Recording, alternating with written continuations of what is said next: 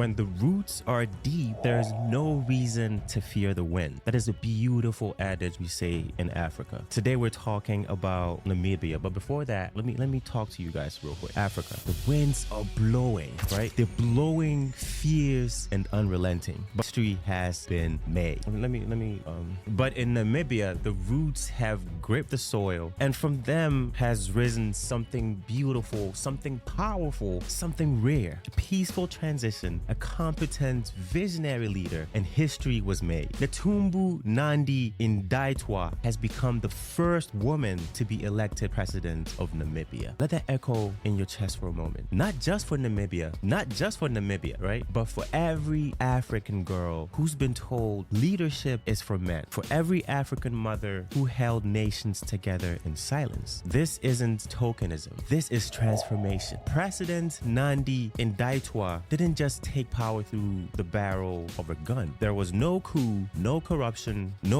trial, no last-minute power grabs. She earned it through decades of work, through dedicated service, and through the will of the Namibian people. And the moment she took office, she appointed Erika Shafuda as finance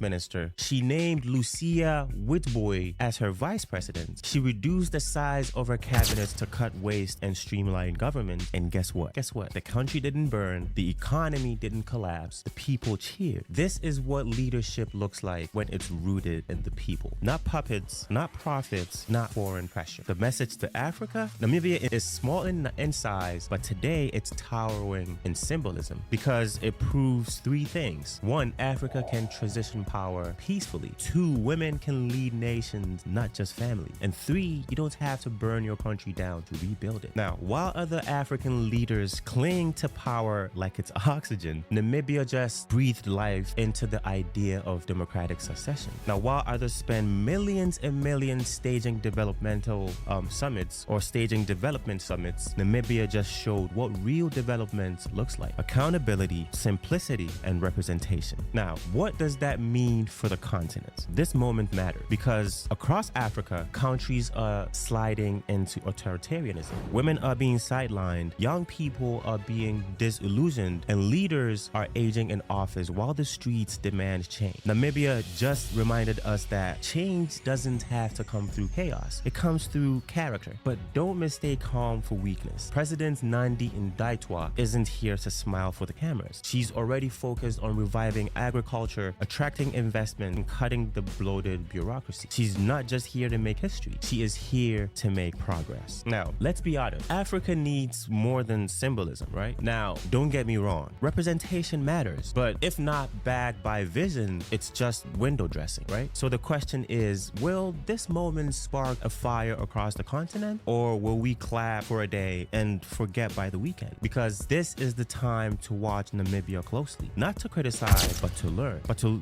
learn what policies work. How does she fight corruption? Can she grow the economy without selling her country to the highest bidder? If Namibia gets it right, it sets a precedent. If it fails, then they'll see that even women can fix Africa. Unfair, yes, but that's the way of being the first. To every African young woman, or to Africa's young women, this is for you. To the daughters of Soweto, to the students of Accra, to the activists in Nairobi, and to the dreamers in Dakar, this moment is proof. You don't have to wait for permission. You don't have to shrink to survive. You can lead. You can win. Let the Natumbu Nandi-Ndaitwah be a mirror, not to admire, but to reflect on your own potential. Now, let's get serious, okay? Now, Africa, here's the deal. Don't just celebrate. Study. Understand why Namibia could do what others haven't. Invest in women, not just in conferences, but in campaigns, in capital, in power. Hold your leaders accountable. Peaceful transfer of power should be the norm, not the miracle. We should also stop idolizing Western validation. Namibia didn't ask the US or Europe for permission to rise, right? We also have to make good governance contagious. If Namibia can do it, so can Zambia, so can Ghana, so can you. Now, damn, I just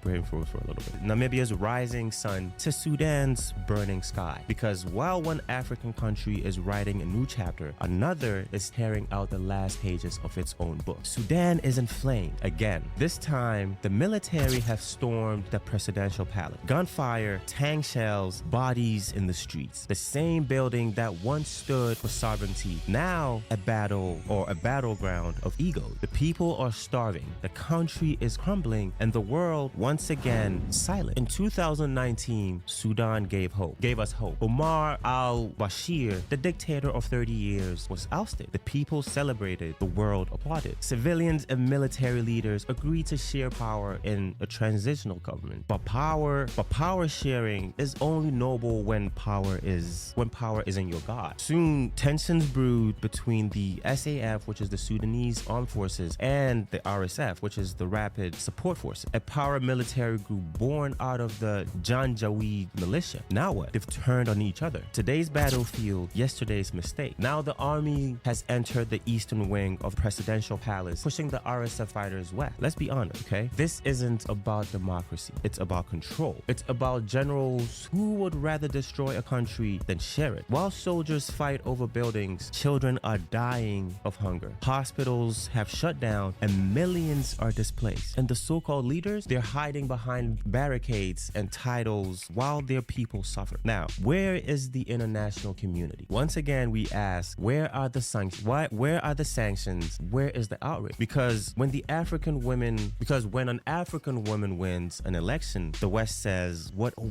wonderful democratic moment. But when the warlords bomb their own capital, what do they say? They say, we're monitoring the situation. Monitoring? Seriously, monitoring. People are being monitored into graves. Literally. This is not a civil war. This is a crisis of leadership. Let's be clear. This isn't tribal. This isn't religious. This isn't regional, right? This is about two armed factions that were once allies, now fighting over power they were never willing to share. The people didn't vote for this, right? They didn't march. They didn't lose their loved ones in 2019 to replace one oppressor with two. What's happening in Sudan is not a revolution. It's robbery. The victims are 45 million citizens with nowhere left to run. The human toll? Well, the numbers speak for itself. Over 12,000 people killed since fighting broke out. 9 million displaced, making this one of the largest internal displacement crises in the world. Over 18 million facing starvation and entire cities flattened. The generals still sit at press conferences wearing medals for war they started pretending they're fighting for Sudan. They're not. They're fighting for access to banks, oil fields, weapon routes, and ego. This is the cost of power without vision. This is what happens when you lead without love for your people. This is what happens when a nation builds armies but not institutions. When it arms militias but starves ministry. When men rule with fear instead of respect. Sudan is the price Africa pays when power matters more than the people. There's a lot to learn from this, right? This is a lesson for the continent. So what do we learn from Sudan? Never trust a gun to build a government. If generals can make peace, they can also break it, right? We have to build institutions stronger than personalities. We also have to have a nation that must